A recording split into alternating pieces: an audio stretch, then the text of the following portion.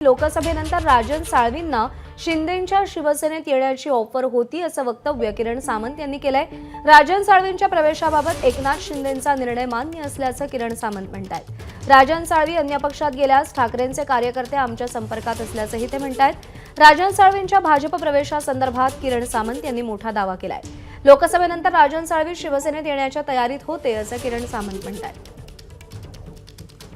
नक्कीच होणार, कारण त्यांच्यासोबत दुसऱ्या पक्षात जायला कोणी तयार नाही। ती सगळी लोक आमच्या संपर्कात आहे आणि ती पक्षप्रवेश तुम्ही बघतात रोज चाललेले, आणि ते ज्या पक्षामध्ये जातील त्या पक्षामधील परत लोक आपल्याकडे येतील, त्याच्यामुळे त्यांचा पक्षप्रवेश थांबलेला आहे असं मला वाटतं। त्यांना लोकसभेनंतर सुद्धा या पक्षामध्ये आमंत्रण होतं, ते येतो म्हणून सांगत होते, परंतु त्यांचा गैरसमज असा झाला की महाविकास आघाडीची सत्ता येणार, मी आमदार होणार, मी मंत्री होणार, ह्या अनुषंगाने त्या ठिकाणी राहिले। त्यांना पराभवाला सामोरं जावं लागलं आणि महायुतीची सत्ता मोठ्या फरकाने निवडून आली। त्याच्यामुळे नंतर त्यांनी बऱ्याच ठिकाणी प्रयत्न केले असं माझ्या कानावर आहे, परंतु त्यातलं तथ्य मला माहिती नाही।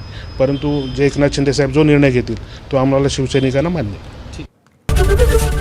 एबीपी माझा, उघडा डोळे बघा नीट।